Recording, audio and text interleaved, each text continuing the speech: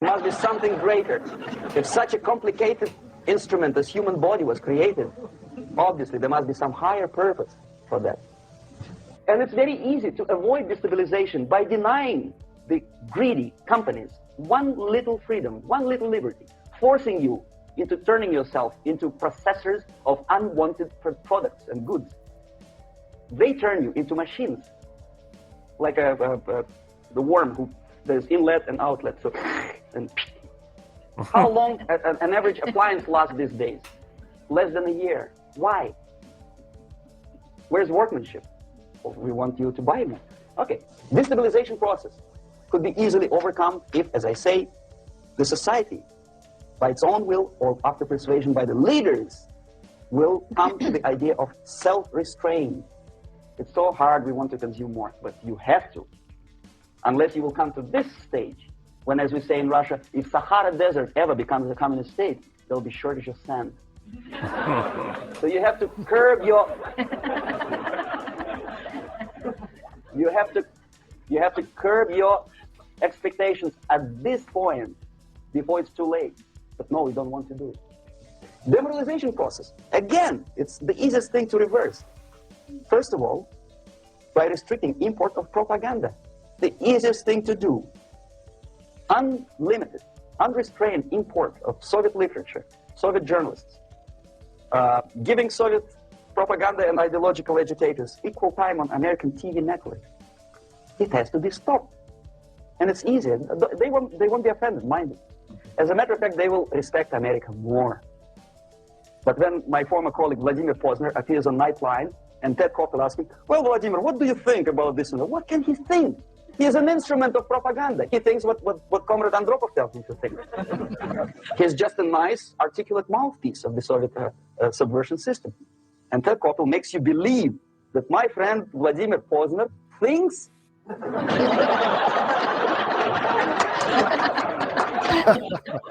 the process of demoralization may not have started at all if at that point the country, which is a recipient of subversion, actively, not violently, but actively, prevents importation of foreign ideology.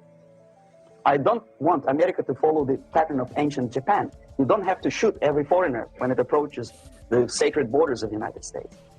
But when he offers you a junk in the disguise of very shiny something, you have to tell him, no, we have our own junk. Should have been a stand-up. If at that point the society is strong, brave, and conscientious enough to stop importation of ideas which are foreign, then the whole chain of events could be prevented. Recently I've been to the Philippines, and I was shocked how in big cities like Manila, children listen to deafening music.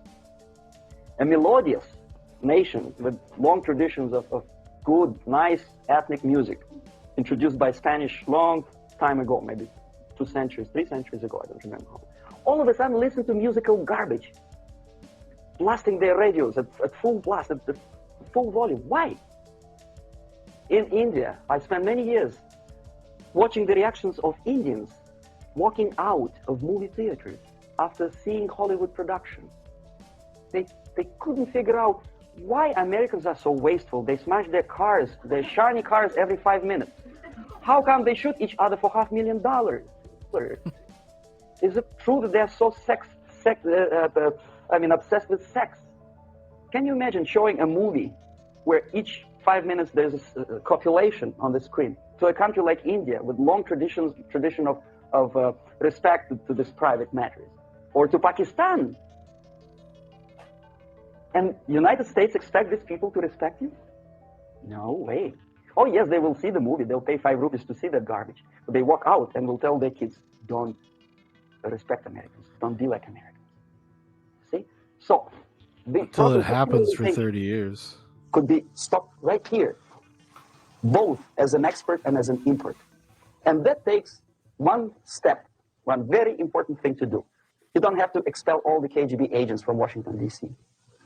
The most difficult and at the same time the simplest answer to the subversion is to start it here and even before. by bringing back the society to religion, something that you cannot touch and eat and put on yourself, but something that rules society and makes it move and preserve it. A Soviet scientist, Shafarevich, who has nothing to do with religion, he is a computer scientist, did a very intensive research on the history of socialist countries. He calls socialist or communist any country with a centralized economy and a pyramidal style of power structure. And he discovered, actually he didn't discover it, he just brought to attention of his readers, that civilizations like Mohenjo-Daro in the river Indus area, like Egypt, like Maya, Incas, like Babylonian culture, collapsed and disappeared from the surface of Earth. The moment they lost religion, as simple as that, they disintegrated. Nobody remembers about them anymore. Well, distantly. So, the ideas are moving society and keeping mankind as a society of human beings, intelligent, moral agents of God. The facts, the truth, the exact knowledge may not. All the sophisticated technology and computers will not prevent society from disintegrating and eventually dying out. Have you ever met a person who would sacrifice his life, freedom, for the truth like that? This is truth. I never met a person who said, this is truth and I'm ready to shoot me. To defend the truth. Right? Nice little 1984 but reference. millions Kind of. sacrifice their life, freedom, comfort, everything for things like God, like Jesus Christ. It's an honor. Some martyrs in the Soviet concentration camp died, and they died in peace, unlike those who shouted, "Long live Stalin," knowing perfectly well that he may not live long. Something which is not material moves society and helps it to survive. And the other way around, the moment we turn into 2 by 2 is 4 and make it a guiding principle of our life, our existence, we die. Even though this is true, and this we cannot prove. We only can feel and have faith in it. So the answer to ideological subversion, strangely enough, is very simple. You don't have to shoot people, you don't have to aim missiles and Pershings and cruise missiles at Andropov's headquarters. You simply have to have faith and prevent subversion. In other words, not to be a victim of subversion. Don't try to be a person who in judo is trying to smash your enemy and being caught by your hand. Don't strike like that. Strike with the power of your spirit and moral superiority. If you don't have the power, it's high time to develop it. And that's the only answer.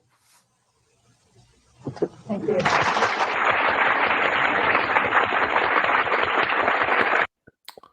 So yeah, there you go. That was great. It's an interesting one. There is another one, obviously the one you've seen, and then there's a third one which I might try and edit in if I can find it again, but I think it disappeared for a long time, where he does like a quick summary of a section of that, and then he says, so the time you'll know that you're under serious aversion is when you're worshipping villains and you're villainizing heroes. Mm-hmm. When your children come home and talk to you about their own sexuality, and then he says, when you go from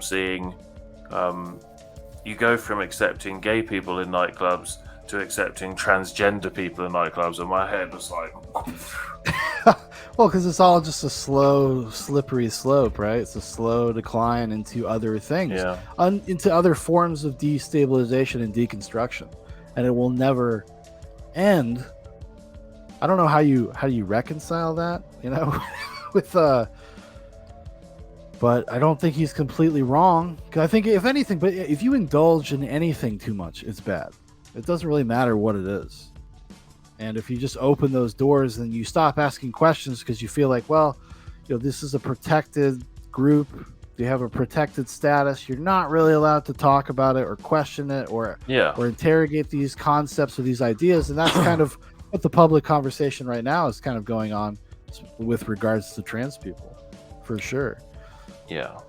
But I think people have just the kind of how he ended there about kind of leaning into religion a little bit. I don't think he's completely wrong, even if you don't literally believe in it. And this is something Jordan Peterson talked about for a long time. It's not about literally believing it. It's almost like Jordan Peterson used to say, like, I live as if it is true, even if you don't have to, because it gives you a sense of like pride, sense of righteousness, this concept of God and Jesus Christ being kind of this connection to the divine. That's all because he's a man, so it makes people feel closer to that. It has a very it's a very functional thing. So whether or not it's true in the literal sense, like he was saying, 2 times 2 is 4, it doesn't matter. It's actually more important to your life because it'll make you want to have dignity. You demand dignity, basically. I mean, there's a big reason that in the majority of religions they have very similar ideas, structures. And they have done for thousands of years. And the reason is, if you live by those ideals, you're going to do okay. And I kind of feel like that is you're saying, even if you're not religious, you can still listen to what he's saying, and he still has a point. And I completely agree. I think even if you aren't religious, it still makes sense. Well, because it's there's something greater to your existence than just this bag of meat, than just your day to day. There's something deeper going on than just the material practical world. There is something deeper. It actually informs and gives the practical world meaning, because without having a deeper sense of yourself in a more abstract terms, then what is even the point of engaging in any? What are we even working towards? Why would we endeavor? Why would we want to better ourselves? Like, why? Like, it's a philosophical question that people have struggled with and have battled with for hundreds of years. What is the meaning of life? 42, yeah. Or if you're a Monty Python, it's your nice, quiet home in hills in France. If people have seen that movie. I just revisited part of it the other day. I'm sure you're familiar. Every Sperm is Sacred. The song. Yes, It's so goddamn hilarious. And then growing up as a Catholic, like with big Catholic families all around me, I was just laughing so hard. I got to sell you all for medical experiments. Yeah, I actually saw those guys live. Oh, that's awesome. That's awesome.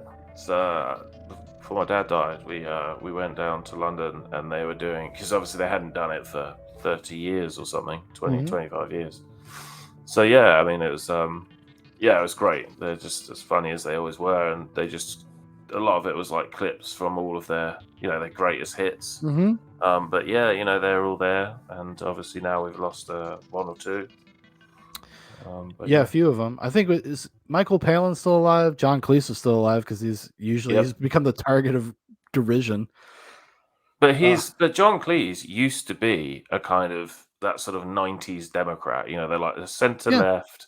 Yes. But he's never moved.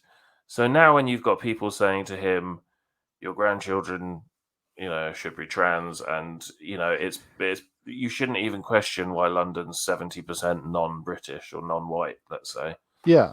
He's like, well, I don't think that's the case. I feel like people have been pushed out, and I feel like I should be able to question this. Well, because he comes from a background, even though he comes from like the intellectual academic traditions. I mean, all those guys were not like stupid people, and they weren't poor dudes. They weren't guys coming up from they weren't just like kind of average Joes. They're upper middle class dudes, but they also have a streak of anti-authoritarian sentiment. And that was their entire career, whether it was pushing back against like kind of the government or religion or whatever. They're always, their brand is to satirize. And to satirize is to like bring to light something. Yes, yeah. I wonder actually, as a sort of, not that I hope it's the case, because I'm a big fan, but I wonder like if you could make the case that people like Monty Python, almost contributed to this stuff. Probably. Yeah. Actually, honestly, yes. The normalization of it. Yeah. Because I love them. I mean, because I know this is going to sound very snobby, but I don't think most people even understand most Monty Python sketches. It's just guys in drag, and that's funny. Yeah. You know, I will actually. It'll be up on my channel today because my suspension is over. But I did an episode of Goes to the Movies about Kids in the Hall. Do you know Kids in the Hall? I don't. The sketch comedy group Kids in the Hall. Well, they were kind of like the heir apparent in some respects to Monty Python. Okay. And they did a lot of the similar things, a lot of drag, a lot of stuff like that. And we did talk briefly about that in the episode, about like kind of their place in culture, and not just in comedy, but just mainstream culture. Yeah. But yeah, no, I think there's probably something to that for sure. Yeah. But like, just like Yuri was saying, though, like once you open the certain doors, and if you don't do anything for what he, self-restraint, Yes. be thoughtful, think about things. Don't just open the floodgates and let the water pour in. Like, like you gotta like, you have to think about these things and the larger effect that they're going to have on your world. And this is a very Western thing. We're so open. We're so inviting to everything. There's very few things that we stop, and the shit that is getting more and more pervasive is like creepy shit about like your kids. Oh my god, I was about to say, yeah. Age of consent has now become like another issue again, and you're like, there's no way. So I saw something actually this morning that my mum sent me about this pervy. I don't know where he's from, but like this American psychologist dude. I also think he's like running for governor or something, which might be why this has been brought up.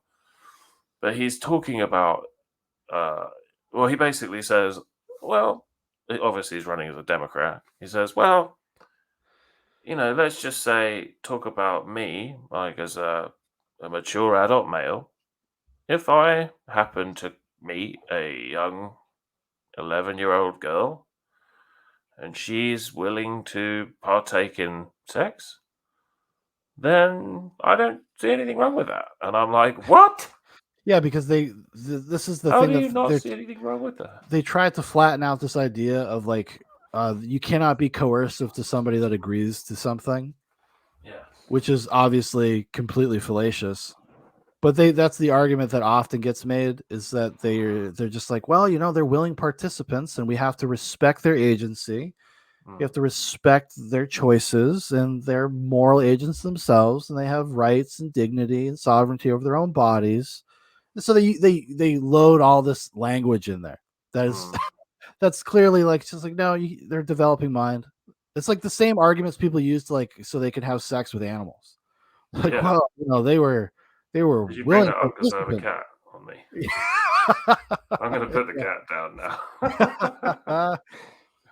But they do. It's creepy and it's really gross. And the whole thing with, and I'm glad to see at least some aspects of culture, even mainstream culture, pushing back against like the minor attracted person thing. Which is just something they've been trying to do this for, at least I can say in my knowledge, for 40, 50 years. Really? Actually, even longer. Yeah, there was a time period, and I hate to say this, even Camille Paglia was involved in this giant petition that all these academics and philosophers and intellectuals signed in the early 80s, I believe, about how they wanted to basically legalize pedophilia. And it all came from those like Foucault and Derrida, like these people that came to the United States in the early 60s, became like rock star philosophers. Everybody was very enamored with them. And really, most of their work, if you actually engage with some of their work, most of it is rationalizing their sexual predilections. Like, I've heard that. You get to the bottom of what they're saying, they're just kind of trying to rationalize being perverts, for lack of a better way to put it. Especially, is it Michel Foucault? Yes, Michel Foucault. Yeah, that's Foucault and Derrida usually are the two that are pointed to as being maybe the most influential on current Western life, because they got such a lion's share of attention for 30 years. Yeah, it's the foundation for a lot of stuff, especially postmodernism, just as a general concept. It really comes from those guys. I mean, there was forms of it. If you like philosophy, there's forms of that stuff going back hundreds of years, but they are the really ones that like really crystallized it, really distilled it into its own like tradition, its own discipline, its own methodology. You know? Yeah. Okay, well, I hope you guys enjoyed that. Thank you, Shaun, for coming on.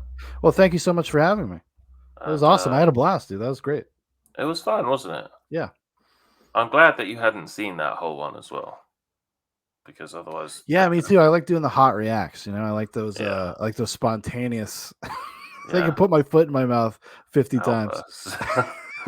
Okay, so guys, check out Zoo Box. Go over and check out Zoo Box, and we will see you again soon. All right, adios.